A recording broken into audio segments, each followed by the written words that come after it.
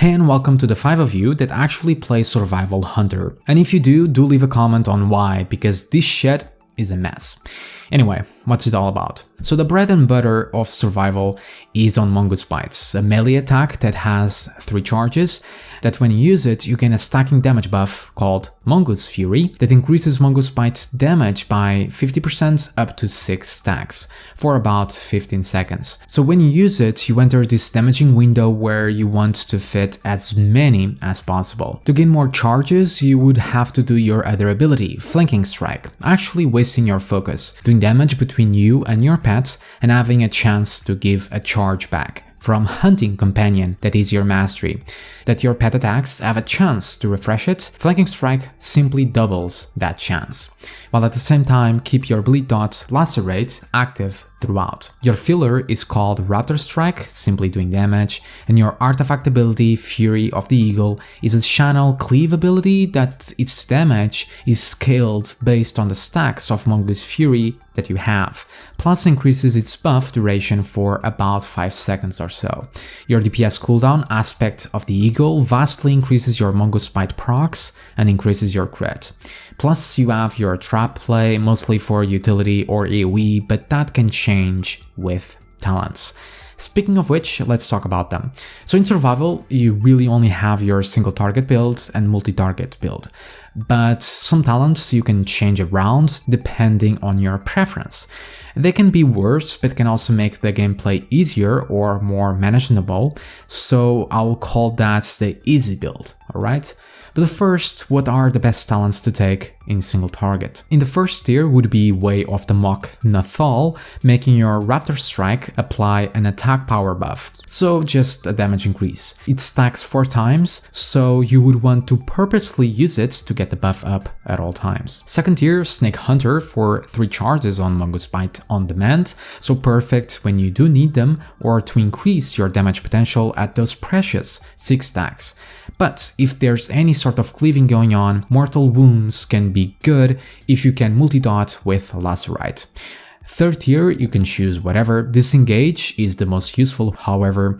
Fourth tier, you can take Caltrops or Steel Trap. They are pretty even in terms of damage. Both are gonna replace your utility traps, be Slow from Tar Trap or Freeze Trap. And again, you can choose either. Only way to be sure is to sim your character, but the difference isn't going to be huge. Cold Drops can be more hectic to use though, since it has a relative short cooldown, while Steel adds 1 minute. Fifth tier, you can choose whatever you feel like you need. On tier 6, you would want Serpent Sting for a dot applied from your Raptor Strike. You're gonna use it anyway for the earlier buff, so just another dot to keep up. Just.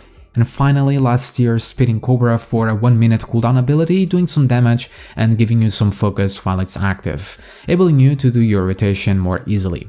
As for your multi-target builds, everything stays, but you want Animal Instinct instead of Way of Mock Nathal, since you're not gonna do many Raptor Strikes, but you can still take it if you can fit it nicely. Mortal Wounds instead of Snake Hunter, although multi-dotting with Lacerate on more than 3 targets can prove a bit jarring. Definitely want Caltrops. Butchery instead of Serpent Sting, replacing your spammable AoE Carve for a much more bursty type of ability having 3 charges. Whenever there's a chance to hit multiple targets, be 2 to 5, take it. Last tier, Expert Trapper, improving your traps primarily for the fire trap damage increase, that is your AoE trap, and Caltrops. As for the easy build that I'm making up here, you would simply want to take talents that don't add much to your gameplay, because again, it's already too cluttered to begin with. So in the first tier, you want Animal Instincts for those cooldown reductions for every Flanking Strike. You can still take Snake Hunter since it's easy to use, but you can take Mortal Wounds anyway if you don't want the hassle. Steel Trap since it's easier to use due to its bigger cooldown, and then Expert Trapper for a more powerful Steel Trap, since you're not gonna be so starved for focus here. So basically just cutting all that extra management out of your rotation by giving you mostly passive options. So alright, let's move on to your rotation. Now, to come clean, survival is a shit show of a spec, and so badly designed that playing it perfectly, even though doable, is extremely hard with all the management and micromanagement that you have. And even if you do, you really aren't rewarded for your efforts. So let's start with your gameplay with no cooldowns involved, and before going into your mongoose bite phases and then when to start them. So before starting with your actually meaningful abilities, you got some setting up to do. When you start up a fight, you always want to start with Harpoon, which is like a charge ability but also adds a bleed dot. Thankfully, the dot refreshes every time you hit the target. Then you go immediately for 2 Raptor Strikes to apply Serpent Sting and get Mok'Nathal buff. And following those 2, you only want to use Raptor Strike again to reapply that set buff, and you're gonna slowly reach the 4 stacks. And you want to refresh it when it's about to drop or when you have nothing to click, since it's your filler. This way, you also don't have to worry about Serpent Sting uptime. Then you follow with your bleed, lacerate, and just refresh when needed, more on that in a bit. Then Cold Drops, another dot ability, but actually be mindful where you place it and keep it up as well.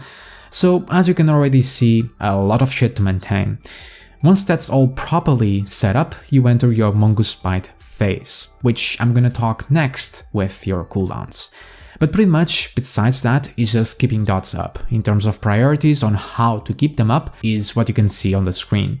You can also use Explosive Trap during all of this and keep it up like your other dots, and ease a DPS increase. However, I found it way too cluttered as it is, so use it at your own discretion. So for your opener, when to use your CDs and of course a mongoose bites. So you would start pretty similar to as before, but after your Raptor Strikes, you would use Spitting Cobra for focus and some extra damage. Then your Lacerate and Cold Drops. Then once all set up, like before, you go in for Mongoose Bite. And you're gonna enter its window. And from here, you're just gonna use it until you have 1 charge of it left. And then go for Flanking Strike to get more back.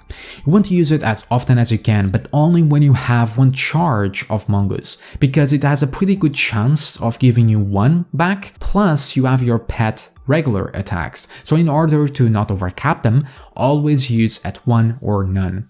And you can use your cooldown, Aspect of the Eagle. It's going to increase your crits and pretty much gives you a lot of bites. So just spam them.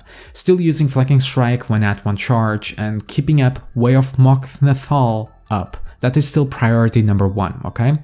Once the buff is about to run out, you use your other CD, Fury of the Eagle, for maximum damage and just use any remaining bites until it completely drops.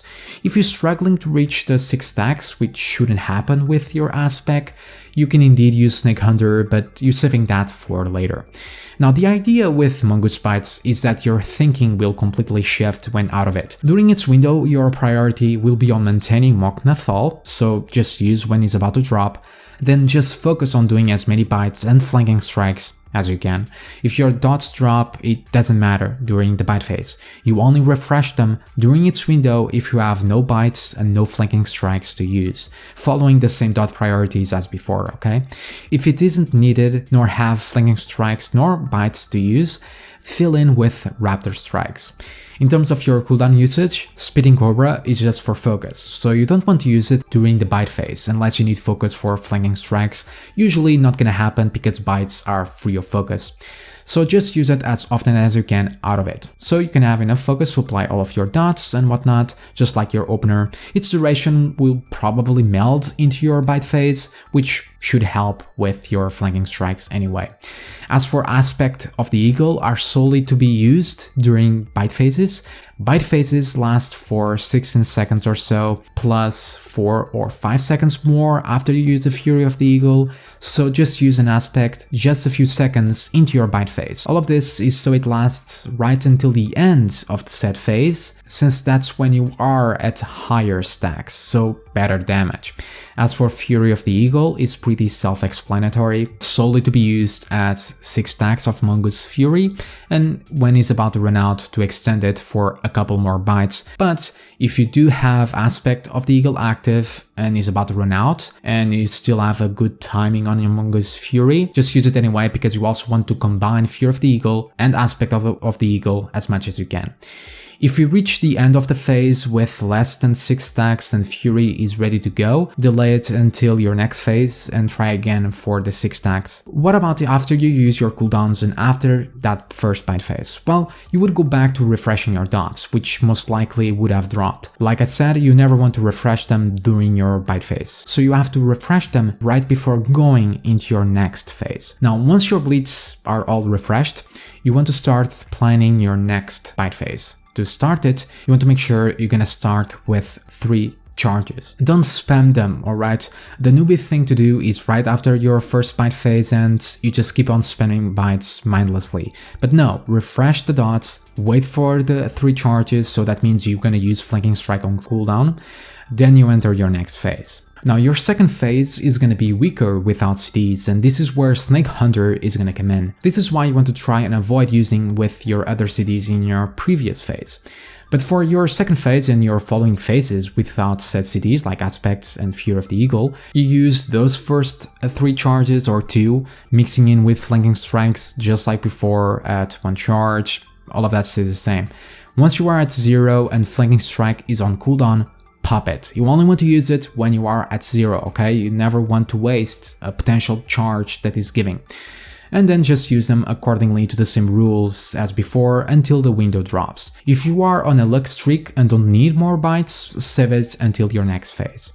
And remember your Way of Mock Nathal buff, okay? I cannot emphasize that enough. That takes priority above all. So a lot of things to manage and very weird things going on, and boy can it be tiresome. So what about if you're using the easy build? Well, Way of the Mock Nathal is out of the way, which makes your life so much easier. So you essentially would start with Harpoon, Rapid Strike anyway for Serpent Sting, so you still have to use it but not as often. Lacerate, Steel Trap, then go into your bite phase. And just keep with the same priorities and idea as before. You're gonna have a much easier time with this build as you're just focusing on your bites. Then after the phase, just refresh the Sting, Lacerate, and go into your next bite phase with the appropriate charges like before, okay? It's simpler, the problem is that the DPS is going to be worse, but it's far more manageable if you really want to play survival. Alright, so what about multi-target? Well, a lot of it stays, and you want to multi-dot with Lacerite up to 3 targets or so. More than that, you're just gonna waste too much focus.